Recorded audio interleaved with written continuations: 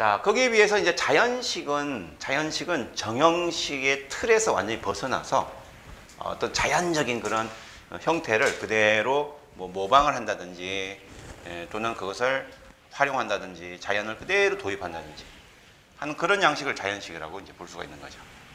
자, 그래서 자연식 양식의 대표적인 그런 이제 사례는, 자, 일반적으로 이제 정원 구성을 하는데 자연식의 형태를 꾸미는데 자연을 모방하거나 축소하거나 어떤 자연적인 형태로 정원을 조성하는 것이었다.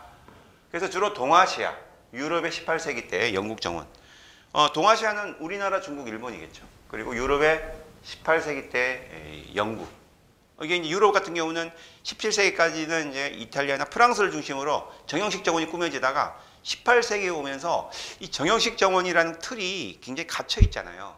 형식이 너무 이렇게 딱딱하니까 영국은 이런 어떤 자연식의 어떤 배경, 자연의 어떤 아름다움의 배경을 하고 있는 나라인데 이걸 정형식으로 꾸미다 보니까 너무 인위적이고 너무 어떤 틀에 박힌 그런 모습이다 보니까 그것을 깨어버리는, 자연으로 그냥 돌아가자, 자연은 직선을 싫어한다 라고 외치면서 이렇게 영국 정원은 자연식 정원이 탄생하게 됩니다. 이거를 이제 전원 풍경식 이렇게 얘기하고 있어요. 전원 풍경식.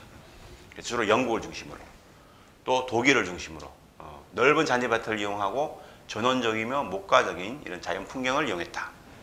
자, 그래서 이런 용어를 쓰고 있어요. 그러면은 이건 전원 풍경식이구나 이렇게 이해를 하시면 되겠습니다. 자, 그다음에 이제 이건 이제 그 서양이고, 동양에서는 회유임천식과 고산식 정원이 탄생하게 되는데, 주로 이제 요거 둘, 회유임천식은요 중국이나 일본에서 탄생하고, 그다음에 고산식 정원은 일본에서만 탄생하는 유일한 그 독특한 그런 정원 양식이에요. 자, 둘 다 자연식인데, 임천식이라는 걸 보게 되면 우선 임천식이 숲을 임자에 샘천자가 들어가죠. 한문으로 보면은, 그러니까 숲과 샘이 있는 그런 양식이라는 거죠. 그러니까 이렇게 샘이라는 것은 연못을 꾸미고 연못 안에 이렇게 섬이 있고요. 그 다음에 이 연못 주변으로 이렇게 실제로 이렇게 막 수림이 있고요. 있고 나무를 심어 놓은 거죠. 이렇게. 이 연못 주변으로. 자, 이런 것을 감상하는 게 임천식이에요. 물이 있고 이렇게. 물이 있고 안에 연못을 꾸미는 거죠. 이게 천이고. 그 다음에 주변에 수림이 있고 나무가 심어진 건 임이고. 자, 이런 게 임천식이라고 그러는데 앞에 회유자가 딱 붙잖아요. 회유. 회유는 뭐냐면 거닌다. 돌아당긴다는 뜻이에요. 돌아당긴다. 그러니까 정원을 감상하기 위해서 이 정원의 연못 주변을 이렇게 거닐고 돌아다니는 걸 회유임천식이라고 합니다.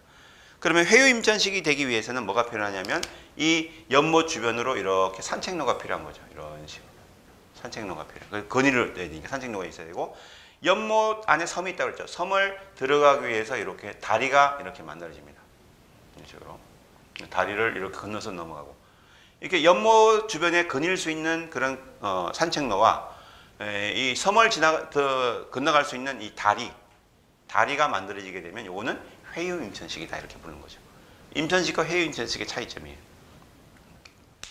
자, 어쨌든 이런 형태는 자연식이다라고 보는 거죠. 자, 근데 중국은 자연과 대담한 대비를 이루면서 숲과 깊은 굴곡의 수변을 이용하고, 일본 같은 경우는 자연 풍경의 섬세한 조화를 꾸미면서 곳곳에 다리를 설치하면서 정원을 회유하는 그런 회유 임천식 정원이 탄생하게 된 것이다. 그래서 일본은 주로 조화, 섬세한 조화, 중국은 대담한 대비. 그래서 대비를 즐기는 나라 그러면 중국, 조화롭게 꾸미는 나라 그러면은 일본입니다. 항상 시험에 잘 놉니다. 이런 게. 이 단어가 뒤에서 다시 또 짚어드리겠지만 중요한 단어가 되겠고요. 자, 그런 다음에 이제 일본은 이렇게 나중에 임천식 정원이 막 이렇게 진행되다가 그 다음에 고산식 정원이 탄생하게 됩니다.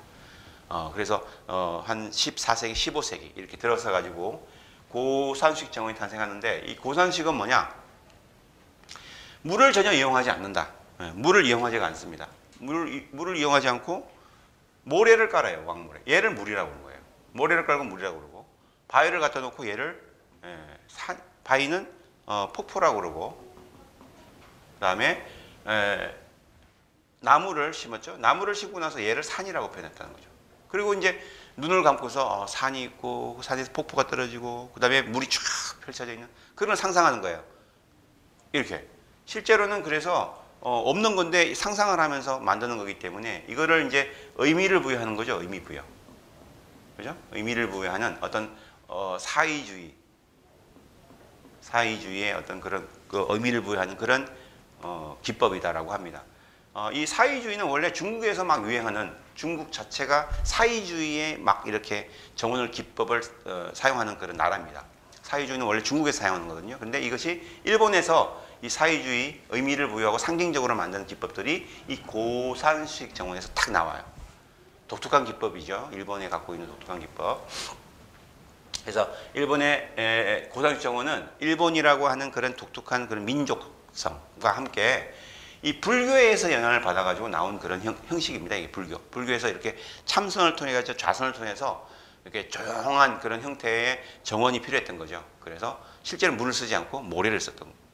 그래서 이제 그걸 잘 이해하면 어느 정도 이해를 할 수 있지만 약간 뭐 성격이 좀 그런 이상한 그런 정원이라고 보시면 되겠습니다.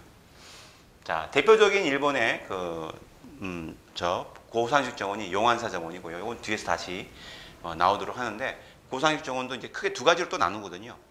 예, 축산 고산식, 평정 고산식 나누기 때문에 요거는 이제 평정 고산식의 대표적인 정원이다, 이렇게 부르고 있습니다.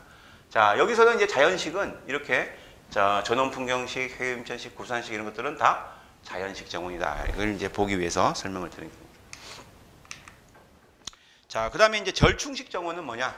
절충식은 정형식과 자연식이 어떤 동시에 이렇게 지니고 있을 때 그걸 절충식이라고 그래요. 뭐 말 그대로 두 가지를 절충했다는 거죠. 자연식과 정형식. 예. 또는 뭐 실용성과 자연성을 같이 절충했다. 뭐 이런 것들도 절충식이라고 볼 수 있습니다. 절충했다. 실용성과 자연성을 절충했다. 물론 이런 정형식과 자연식을 같은 형태로 띠고 있는 이런 것도 있지만, 이렇게 실용적인 것과 자연적인 것을 절충한 것들, 이것도 절충식이다. 실용적인 것은 뭐냐면 예를 들어서 뭐 채소원이나 과수원이나 이런 걸 만드는 거예요. 그러면 채소, 과수는 거기다 키워다가 우리가 식탁으로 가져오잖아요. 먹고 하는 그런 게 실용적인 거거든요. 눈으로만 받아보는 장식적인 것이 아니라 그런 것과 어떤 자연성이 같이 절충, 이것도 절충이다. 우리나라 조선시대 때는요, 이 정형식과 자연식이 이렇게 절충되는 시대가 있습니다. 우리나라 조선시대 때 조선시대 후기 때. 그런 정원 양식은 절충식 양식이라고 그래요. 그러니까 그 한 예를 보게 되면 우리나라는 이렇게 방지 원도를 꾸밉니다. 방지 원도. 방지에다가 원도, 둥그런 섬이죠. 네모난 연못의 둥그런 섬. 이거는 이제 음과 양의 조화라서 음양 오행설에 입각해서 만들어진 정원의 양식이에요. 우리나라는 음양 오행설을 조선시대 때 받아들이잖아요. 유교사상과 함께. 그래서 이렇게 방지 원도를 꾸미고, 또 정원을 이제 후원 양식으로 꾸미는데, 후원은 뒷뜰이거든요. 뒷뜰에다가 정원을 꾸미는데, 이게 건물이 이렇게 있으면 그 건물의 앞뜰에는 정원을 꾸미지 않았어요. 이 뒷뜰에다가 정원을 꾸미는데, 뒷뜰은 또 구릉지가 이렇게 있거든요. 구릉지. 이거는 이제 구릉지가 있는 것은 주로 그 배산임수, 그러니까 그 풍수지리설에 의해서 우리나라는 지리설이 있어서 풍수에 맞도록 어떤 그 건물을 어떤 장소를 선택하고 할 때는 풍수지리를 봤거든요. 이게 배산임수였잖아요. 배산임수.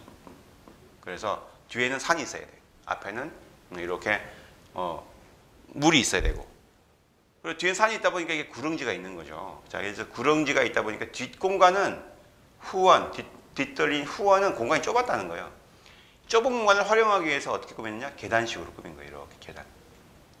그래서 계단을 꾸미고 거기다가 어떤 나무를 심었는데, 이 나무는 화목을 심었다는 거예요.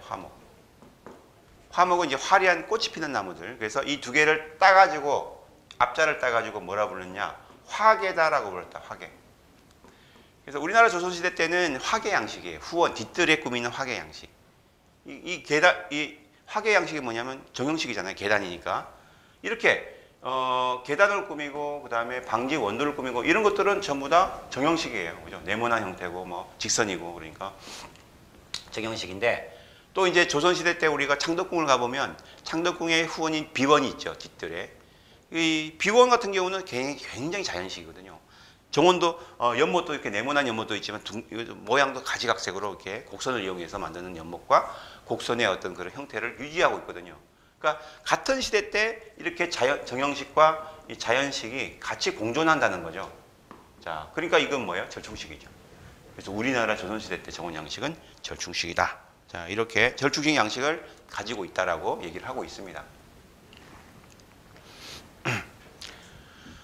자, 그렇게 해서 이제 여기까지가 정형식과 자연식의 형태를 이렇게 살펴본 것이고요.